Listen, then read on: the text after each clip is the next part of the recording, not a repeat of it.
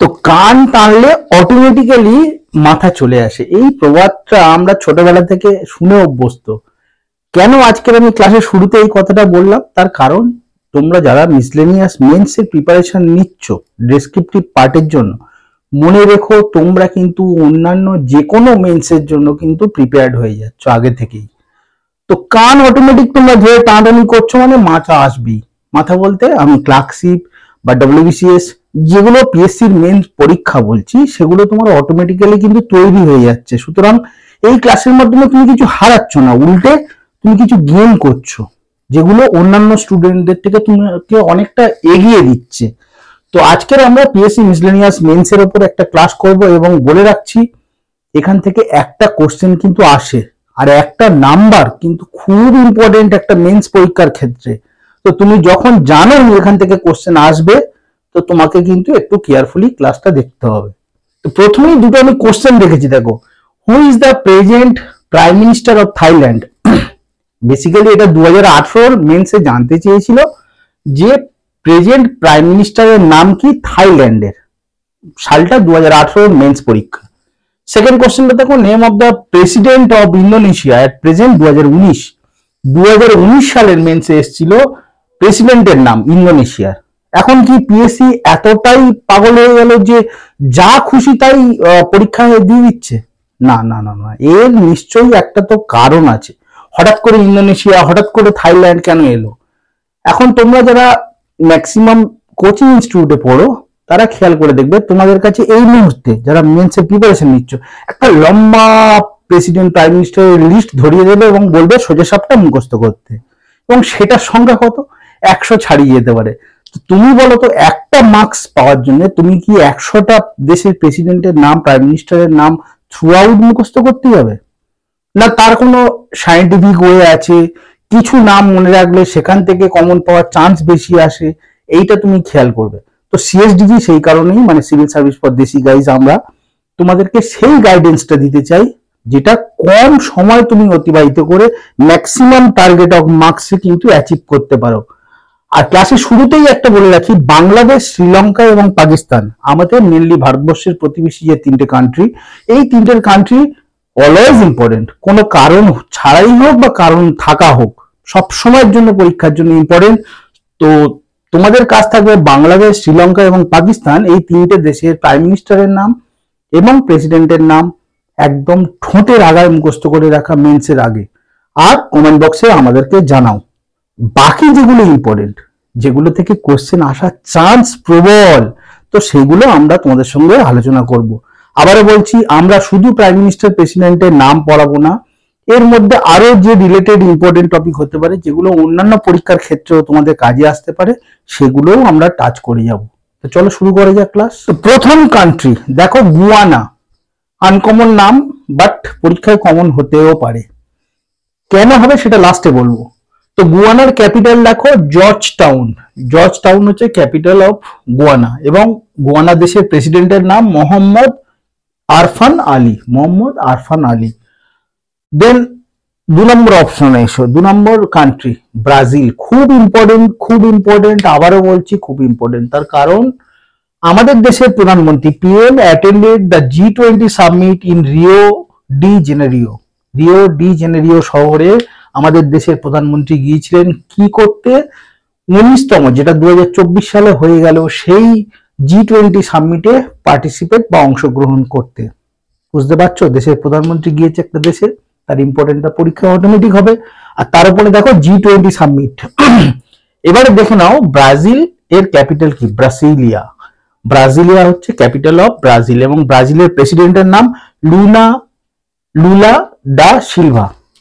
আমি দুপাশে red mark করে রাখছি, পরীক্ষায় এলে যাতে তোমরা একটু মেমোরাইজ করে রাখতে পারো। কি বললাম? লুলা ডা সিলভা, প্রেসিডেন্ট অফ ব্রাজিল। চলো নেক্সট দেশের নাম এবং তাদের তথ্যাবলী দেখে নেওয়া যাক। থার্ড কান্ট্রি দেখো নাইজেরিয়া।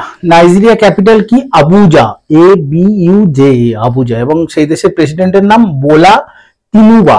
বোলা তিনুবা হচ্ছে president of Nigeria. Then 4 number country Russia. Star মেরে রাখলাম, তার কারণ অনেকগুলো। রাশিয়া ইউক্রেন অলরেডি একটা ওয়ার সিচুয়েশন চলছে, সবাই জানো, ট্রেন্ডিং নিউজে আছে এমনিতেই।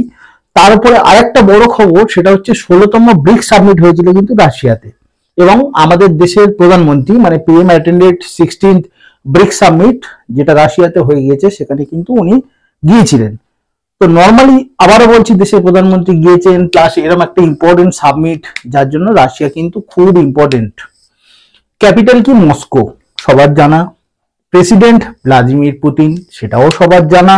বাট যদি প্রেসিডেন্ট বা ক্যাপিটাল এগুলো না জানতে চেয়ে এবছর মিসলেনিয়াস মেন্সে রাশিয়ার প্রধানমন্ত্রীর নাম জানতে চায়, পারবে তো না জানলে? তো একটু জেনে নাও। মিখাইল মিশুস্তিন। মিখাইল মিশুস্তিন হচ্ছে প্রাইম মিনিস্টার অফ রাশিয়া। মনে রেখো, পরীক্ষায় আসতে পারে এইটা, বাকিগুলোও আসতে পারে, সেগুলোও তো অবশ্যই মনে রাখবে। চলো নেক্সট কান্ট্রি গুলো দেখে নেব। Country number 5, Laos. লাওসের ক্যাপিটাল ভিয়েন্টিয়ান। ভিয়েন্টাইন হচ্ছে ক্যাপিটাল অফ লাওস, এবং প্রেসিডেন্টের নাম খুব ডিফিকাল্ট, থংলৌন সিসৌলিথ। তোমার কাছে কিন্তু কোনো অপশন থাকবে না মিসলেনিয়াস মেন্সে, আগেভাগেই বলে দিচ্ছি, তোমাকে মুখস্থ করতে হবে এবং ডিরেক্ট লিখতে হবে, কোনো এমসিকিউর গল্প নেই সেখানে। মুখস্থ করে নাও, বারবার লেখো, বারবার ভিডিও দেখো, আর পরীক্ষায় নাম্বারটা ঠিক করে এসো। দেন আরেকটা মানে ইম্পর্টেন্ট কান্ট্রি দেখো, ইউএসএ। স্টার মারলাম, তার কারণ কোয়াড সাবমিট রিসেন্টলি হয়ে গিয়েছে ইউএসএ তে। এখন কোয়াড সাবমিট কি, তার ডিটেলস কি? কোয়াড সাবমিট একটা ইন্ডিভিজুয়াল টপিক হিসেবে ডেসক্রিপটিভ পেপারে আসতে পারে। কৌস্তব সরকার স্যার কোয়াড সাবমিট তোমাদেরকে খুব এলাবোরেটলি একটা ভালো ক্লাস করে রেখেছেন, তোমরা গিয়ে কিন্তু সেই ক্লাসটা দেখে নিও যারা দেখোনি। আর যারা দেখেছো, আশা করি কোয়াড নাম শুনেই বুঝতে পারছো যে কোন কোন 4টে দেশ সেখানে আছে। তো ইউএস এর ক্যাপিটালটাকে ওয়াশিংটন ডিসি, জানা। প্রেসিডেন্ট রিসেন্টলি চেঞ্জ হলো, ডোনাল্ড ট্রাম্প হলেন আবার ইউএস এর নতুন প্রেসিডেন্ট, মনে রাখো পরীক্ষায় আসতে পারে। চলো নেক্সট গুলো। Country number 7, Singapore. সিঙ্গাপুরের ক্যাপিটাল, সিঙ্গাপুর মজার না, ক্যাপিটালটা কমন হয়ে গেল, এবং প্রাইম মিনিস্টার লরেন্স ইয়ং। আবারও বলছি, অপশন থাকবে না, মুখস্থ করতেই হবে তোমাকে, লিখে লিখে মুখস্থ করতে হবে, বারবার ভিডিও দেখতে হবে। লরেন্স ইয়ং হচ্ছে সিঙ্গাপুরের প্রাইম মিনিস্টার, প্রধানমন্ত্রী। এবং আরেকটা ইম্পর্টেন্ট কান্ট্রি, সেটা হচ্ছে ইউক্রেন। রাশিয়ার যুদ্ধের কথা একটু আগে বললাম, সবাই আমরা শুনছি, জানছি, ট্রেনিং নিউজে আছে। তো ক্যাপিটালটা আমি জাস্ট তোমাদের কাছে জানতে চাইলাম, তোমরা একটু কমেন্ট করে জানাও আমাদের যে ইউক্রেনের ক্যাপিটালের নাম কি। ইউক্রেন, প্যালেস্টাইন, রাশিয়া সমস্ত ক্লাস ডেসক্রিপটিভ লেভেলে করানো আছে, তোমরা কিন্তু সেই ক্লাসগুলো অবশ্যই দেখে রেখো। এবং প্রেসিডেন্ট অফ ইউক্রেন ভলোডাইমির জেলেনস্কি। কেন এরকম ভাবে উচ্চারণ করছি? তার কারণ তুমি যেভাবেই পড়ো না কেন, যা খুশি করে পড়ো না কেন, আলটিমেট তো তোমাকে সঠিক বানানটা লিখে আসতে হবে পরীক্ষায়। যার জন্য তুমি যা খুশি করো, যেভাবেই পড়ো, বাট মনে রাখবে অপশন নেই যখন, তোমাকে বানানটা এক্স্যাক্টলি ঠিক করে আসতে হবে। চলো নেক্সট কান্ট্রি গুলো দেখা যায়। 9 নম্বর কান্ট্রি দেখো, পোল্যান্ড। পোল্যান্ডের ক্যাপিটাল ওয়ার্সো হচ্ছে capital of Poland. President Andrés ডুডা। Andrés ডুডা, president of Poland. এবং প্রাইম মিনিস্টার, দেশের প্রধানমন্ত্রীকে ডোনাল্ড টাস্ক। ইনি খুব চর্চিত একটা নাম, ডোনাল্ড টাস্ক, বহুবার খবরে এসেছেন। 10 নম্বর দেখো, অস্ট্রিয়া ক্যাপিটাল হচ্ছে ভিয়েনা। এবং দেখো এখানে হঠাৎ করে প্রেসিডেন্ট প্রাইম মিনিস্টার চলে গেল, কি চলে এলো? Chancellor of Austria. কেন চ্যান্সেলর, তোমরা কমেন্ট বক্সে জানাবে অবশ্যই। চ্যান্সেলর অফ অস্ট্রিয়াকে কার্ল নেহামার, অস্ট্রিয়ার চ্যান্সেলর। দেখো 10টাই পড়তে গিয়ে শরীর কেমন কেমন করছে, মনে থাকছে না, মনে হলো প্রথমে একটা দুটো। 11 নম্বর কান্ট্রিতে দেখে নাও, ইতালি কেন ইম্পর্টেন্ট? তার কারণ জি সাবমিট সেখানে হয়েছিল, আমাদের দেশের প্রধানমন্ত্রী কিন্তু জি সাবমিটে গিয়েছিলেন। এবং ইতালির ক্যাপিটাল রোম। আর একটা যেটা মেন ইম্পর্টেন্ট, সেটা হচ্ছে ইতালির প্রাইম মিনিস্টার জর্জিও মেলোনি, খুব খুব চর্চিত একটা নাম, মনে রেখো। 12 নম্বর ভুটান। দেখো পিএসসি মিসলেনিয়াস কখনো বলে দেয়নি যে শুধুমাত্র প্রাইম মিনিস্টার বা প্রেসিডেন্টের ওপরেই প্রশ্ন আসবে, কখনো কিং বা চ্যান্সেলর সম্বন্ধে আসবে না বা আসতে পারে না। তো ফিউচারে তোমরা এটাও এক্সপেক্ট করতেই পারো যে প্রাইম মিনিস্টার বা প্রেসিডেন্ট বাদ দিয়ে চ্যান্সেলর বা কিং চলে এলো। তো ভুটানের কিংকে জে কে ওয়াংচুক। এবং মোস্ট ইম্পর্টেন্ট, সেটা হচ্ছে order of the dragon king. এটা ভুটানের একটা হাইস্ট সিভিলিয়ান অ্যাওয়ার্ড, যেটা কিন্তু আমাদের দেশের প্রধানমন্ত্রীকে দেওয়া হয়েছে। কি বললাম আরেকবার, অ্যাওয়ার্ডটার নাম দেখো, order of the dragon king. মনে রেখো, পরীক্ষায় অন্যভাবে আসতে পারে। আজকের ক্লাসের লাস্ট কান্ট্রি সেটা হচ্ছে আরব এমিরেটস। আরব এমিরেটস এর ক্যাপিটাল কি? Abu Dhabi. এবং প্রেসিডেন্ট মোহাম্মদ বিন জায়েদ আল নাহয়ান, এবং প্রাইম মিনিস্টারের নাম হচ্ছে রশিদ আল মুকতোম। That's it. আর একটা ক্লাস করাবো প্রেসিডেন্ট প্রাইম মিনিস্টারের উপরে পরীক্ষার আগে আগে, আর একটা ক্লাস করিয়ে দেব, যাতে তোমাদের কোশ্চেনটা কমন আসে। সিএসডি সেটাই করে থাকে না বরাবর। তো তোমরা মোটামুটি এইভাবে প্রিপারেশন নাও।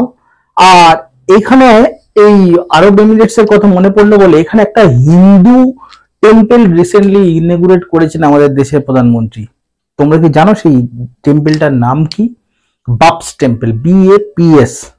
তো এর ডিটেলসটা একটু জেনে রেখো, ওটা কারেন্ট অ্যাফেয়ার্স হিসাবেও কিন্তু আসতে পারে। তো দ্যাটস ইট, আজকের মতো ক্লাস এইটুকুই। শুধু মনে রেখো, সময় কম দিয়ে ভালো মার্কস তোমাকে পেতে হবে। প্রচুর পড়ে গিয়ে পরীক্ষায় ভুলে গেলে, লিখতে পারলে না, এটা কোনো কাজের না। তো কম পড়ো, ভালো থেকো, শরীরকে সুস্থ রেখো, এইটুকুই যথেষ্ট। আর ভালো করে পড়াশোনা করো। দ্যাটস ইট, চলো টাটা।